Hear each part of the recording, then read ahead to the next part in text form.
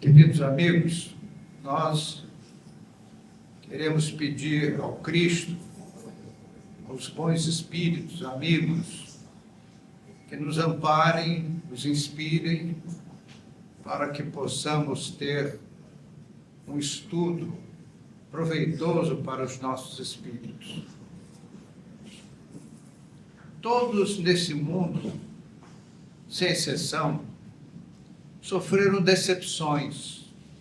Isso é inerente à nossa jornada humana. Decepções causadas por coisas, situações ou pessoas que não corresponderam à expectativa. E quanto mais se espera, maior a decepção.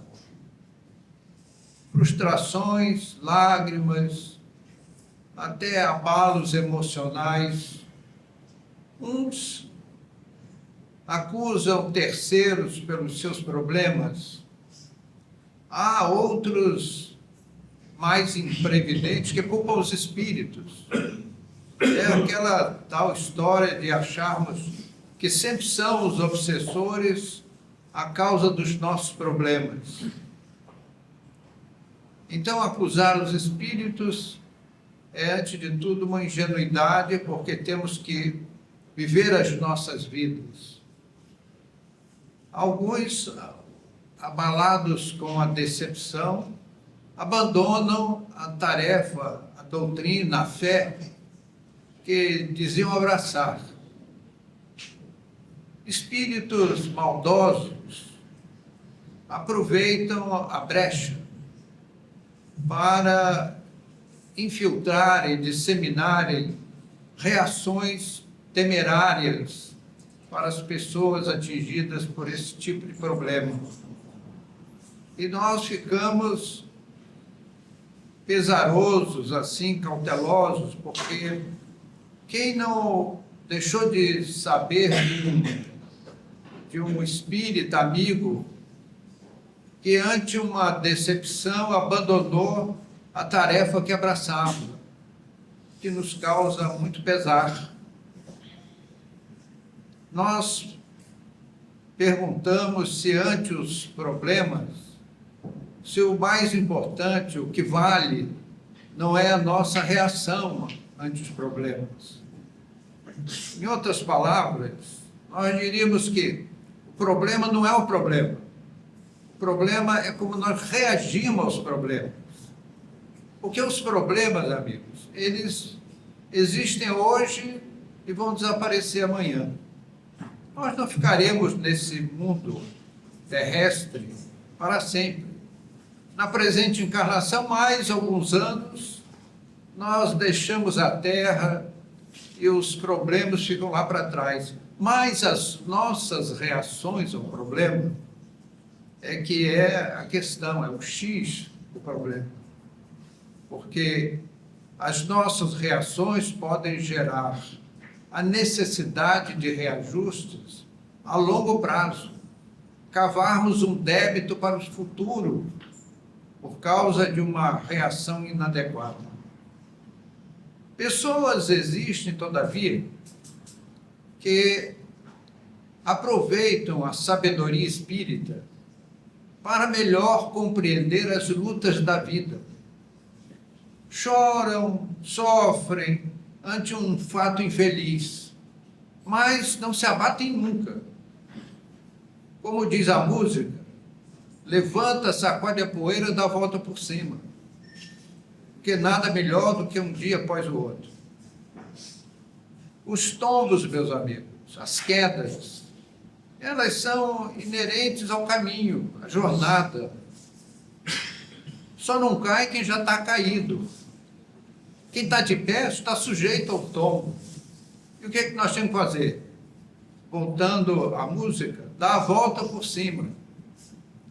E nós aprendemos com o Evangelho do Cristo a perseverança, a esperança, a confiança do alto.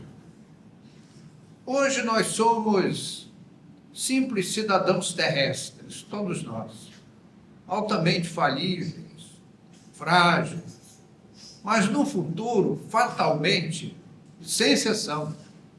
Seremos colaboradores de humanidades. Nós seremos espíritos também grandiosos no futuro, após vencermos as nossas imperfeições. Então, amigos, nada de depressão, de inconformismo doentio. O nosso formoso planeta é uma grande escola de preparação para as grandezas espirituais do futuro que nos aguardam a todos. Estudando a doutrina espírita, nós abreviaremos esses dias.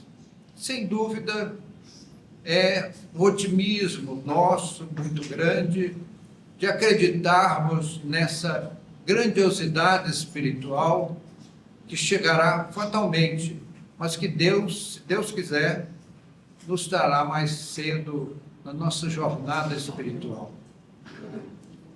Nós chegamos à Terra como alunos repetentes, alunos em recuperação, porque perdemos o ano, entre aspas, nas encarnações próximas, recentes, em que conduzimos mal as nossas vidas e aqui aportamos novamente em busca de atos nobres, de recuperação moral, para que possamos ter dias mais prazenteiros no futuro próximo. Esse capítulo das decepções, nós precisamos aplicar as luzes da doutrina espírita, que sempre espantam as trevas, especialmente o Livro dos Espíritos, que é um livro de cabeceira, para nós lermos, relermos, estudarmos, capítulo por capítulo, questão por questão. Cada questão do Livro dos Espíritos é uma lição sublime para as nossas almas, para o nosso amanhã espiritual. Então, fazendo um foco de luz da doutrina espírita sobre o capítulo das decepções, nós acabamos dando uma guinada muito forte dos nossos conceitos. Nós atribuímos a uma pessoa, às vezes por uma simpatia íntima, valores que a pessoa, às vezes, está longe de possuir. E o dia em que aquela pessoa mostra quem é, e nós ficamos, então, sumamente decepcionados com a pessoa, quando deveria ficar decepcionado com a sua capacidade de análise. Porque fomos nós que colocamos aquele ente querido, aquele amigo, num pedestal. Então, é nosso. Então, nós precisamos dar um desconto enorme em matéria de decepção. Às vezes, uma pessoa que nós projetamos um status extraordinário, essa pessoa nem de longe nos pediu tal coisa e se revelou uma pessoa mais tarde humana, tão falível como nós mesmos. Meus amigos, a gente vai vivendo e vai aprendendo. Ser confiável foi Jesus. Esse nunca nos decepcionou, nunca nos decepcionará. Ele é muito maior do que tudo aquilo de grandioso que nós possamos colocar aos pés do Cristo. Ele está muito além. Mas os demais habitantes desse mundo, quer encarnado, quer desencarnado, são espíritos falíveis, ainda lutando com as suas imperfeições. Nós vemos como se esforçam muitos companheiros, muitos irmãos, para manter-se na trilha do bem, da nobreza, da grandiosidade espiritual. Mas somos falíveis.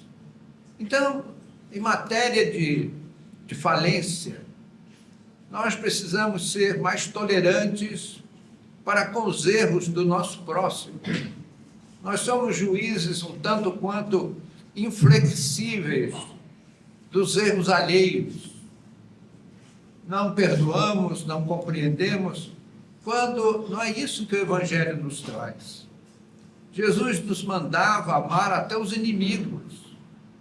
Dizia ele, se alguém nos pedir a túnica, vamos dar a capa também. Naturalmente, é uma linguagem figurada. Porque hoje já nem se usa isso, né? Então, não posso dar a capa, porque eu não tenho capa, né? É uma linguagem arcaica de uma outra época, uma formação verbal própria de uma época distante, onde se usava essas coisas. Então, Jesus aconselhava a nós não vermos com tanta rispidez, com tanto rigor, os erros do nosso semelhante.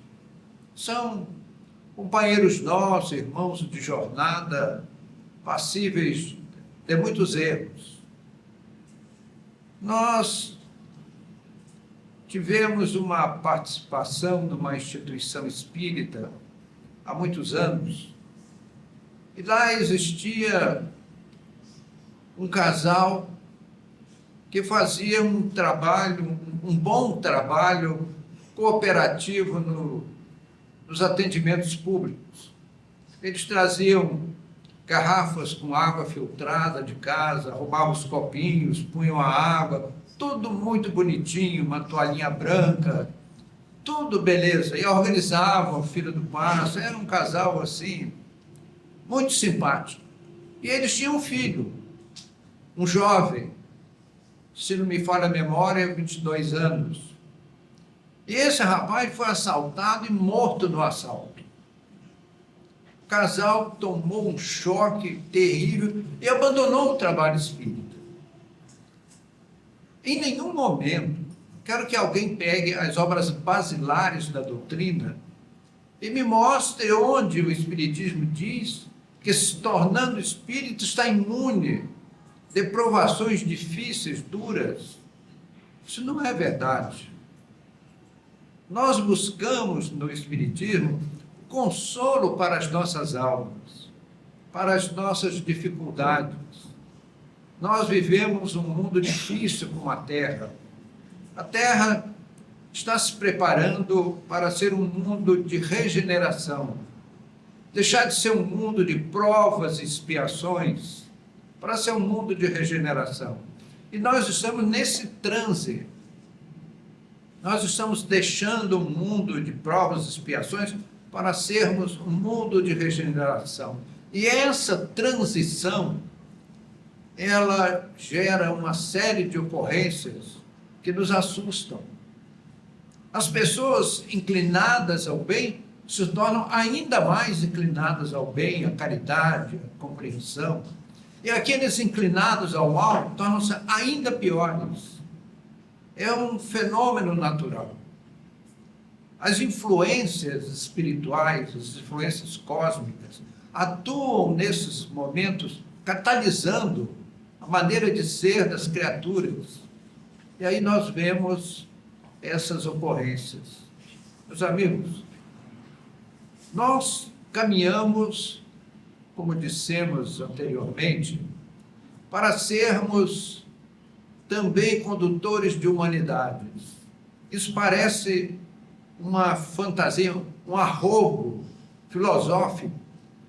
Mas será que eu terei competência? Sim, terá competência. Não tem hoje, mas teremos no amanhã. Seremos também espíritos grandiosos, a depender do nosso esforço, da nossa dedicação. E nós conheceremos a chamada felicidade infinita, que é a vida sem os paroxismos da morte e da dor. É o amor sem a Deus, conheceremos no amanhã. A felicidade nesses desideratos espirituais são de tais dimensões que, meus amigos, vale a pena, é barato, é um trocado, digamos assim, uma forma jocosa de falar, o que pagamos por essa conquista. Nós vamos viver em regiões belíssimas, regiões belíssimas, amigos belíssimos, saúde perfeita, inteligência desenvolvida, poderes espirituais extraordinários, para que nós possamos trabalhar junto à divindade pela vida universal. Então, essa aventura, meu amigo, custa muito pouco para nós. Vale a pena essas lutas que vivemos no nosso mundo buscando a nossa emancipação. Então, nesse capítulo das decepções, nós temos visto quantas pessoas se mostram acabrunhadas, chocadas.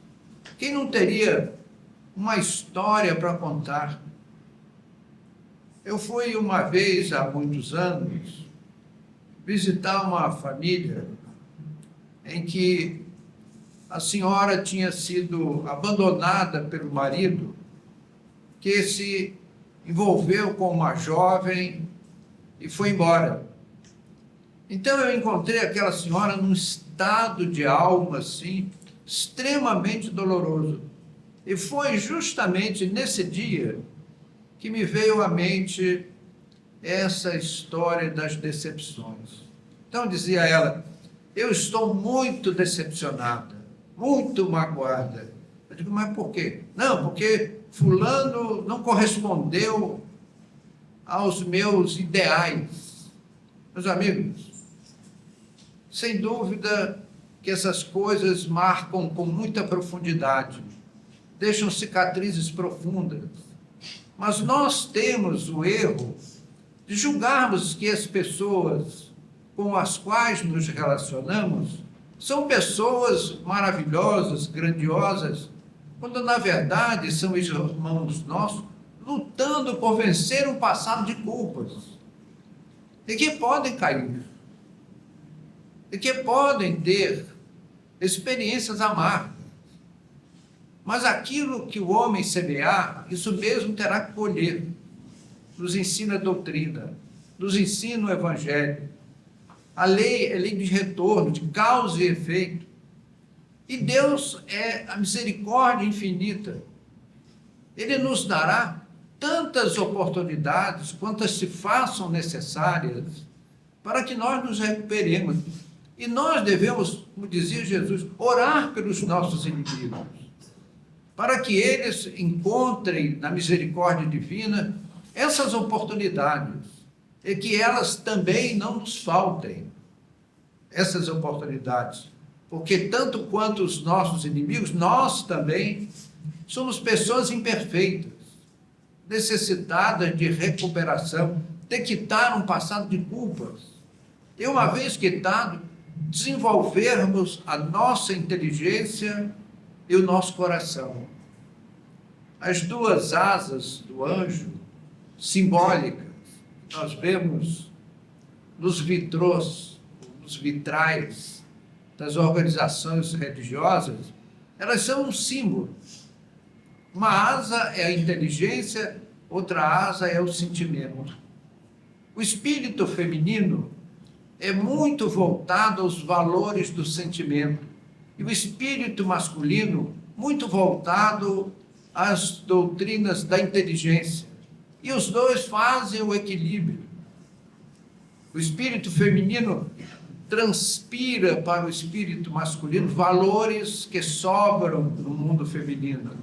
E o espírito masculino transfere valores que sobram no mundo da inteligência para que as duas partes se engrandeçam.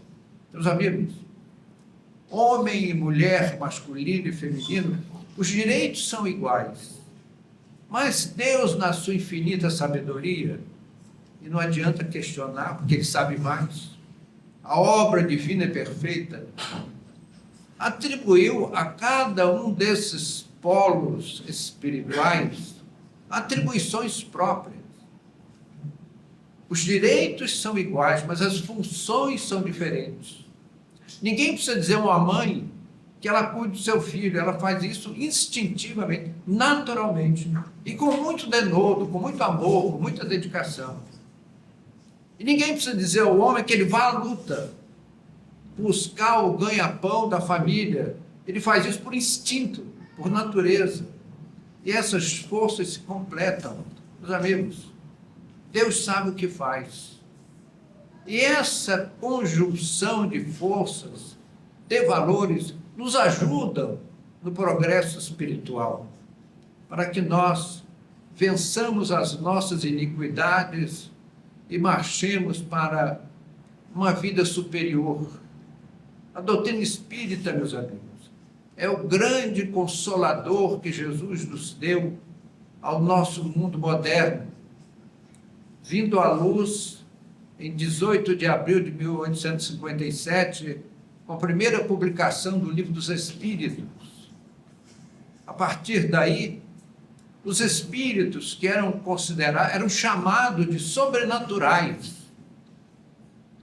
Allan Kardec veio provar que eles são uma das forças da natureza, de que há uma outra dimensão, ou muitas outras dimensões, que nós chamamos de mundo espiritual, que possui no planeta Terra uma população extremamente maior do que os 7 bilhões de habitantes que nós temos no mundo físico, onde grandes países como a Índia e a China respondem por um vasto contingente humano. E são países que lutam com imensas dificuldades pela sua grande força populacional, porque colocar 3 refeições por dia na mesa para bilhões de pessoas é um desafio gigantesco.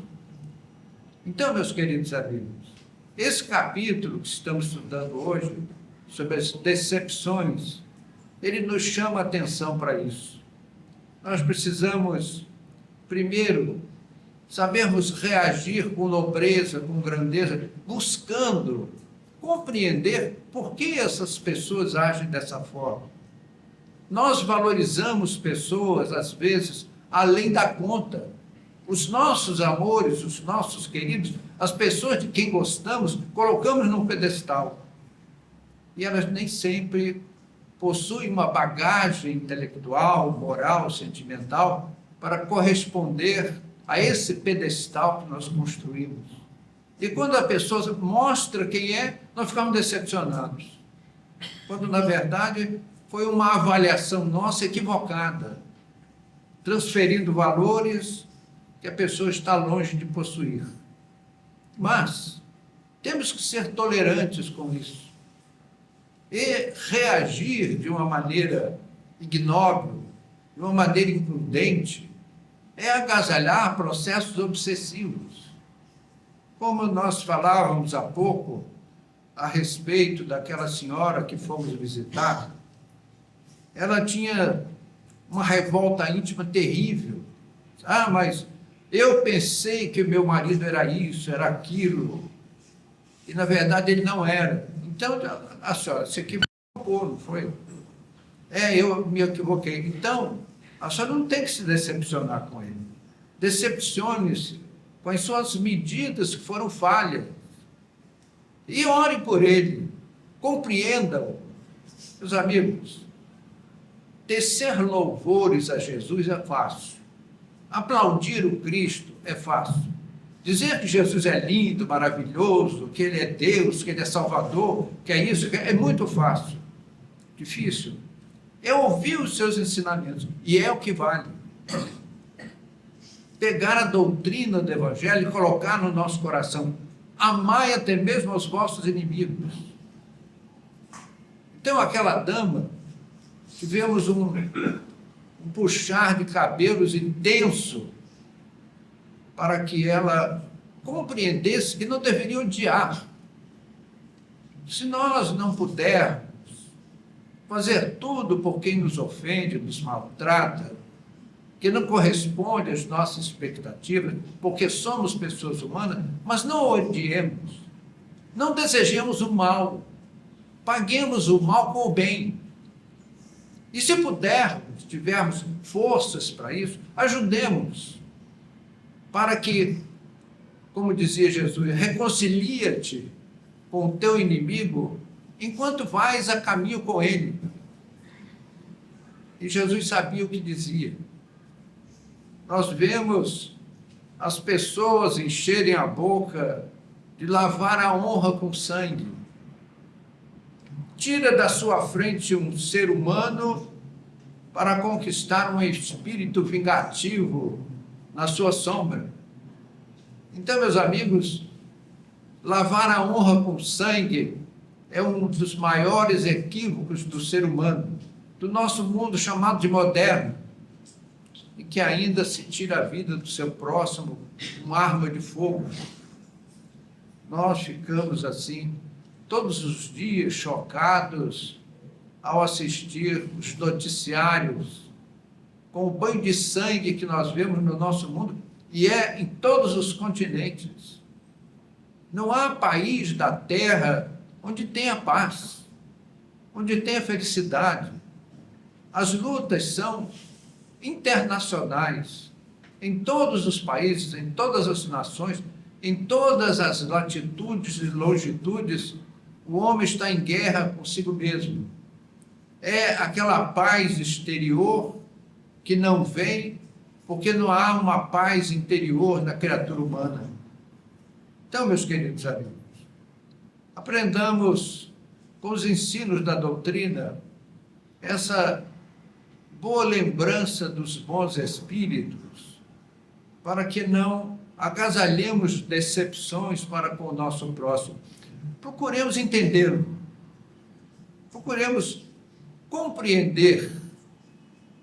Nós olhamos as pessoas que agem mal nesse mundo e perguntamos, vamos pesquisar qual foi a origem dessa pessoa, quais foram os caminhos que elas percorreram, qual a estrutura doméstica que tiveram na sua infância, na sua vizinhança, nos seus amigos. Não teriam sido elas inclinadas desde o berço para a rapinagem, para a astúcia, para a leviandade? Não é o que nós vemos no nosso mundo? Então, uma pessoa que recebe um massacre sistemático de maus princípios morais de toda parte, acaba armazenando lá no fundo do seu inconsciente informações nefastas que, num dado momento, eclodem e o indivíduo procede de uma maneira assustadora. Nós ficamos a perguntar como? Como aquele rapaz que atirou numa gestante de 9 meses, atira no rosto de uma senhora com um ventre de 9 meses de gestação. Então nós passamos a odiar essa pessoa que faz isso e cometemos um erro muito grande, porque não foi isso que Jesus nos aconselhou. Nós tivemos, quem sabe, uma boa educação familiar, desde o berço. Ele não teve. Só encontrou ambientes nefastos. A sua mente foi massacrada noite e dia para maus procedimentos, uma educação subversiva da ordem.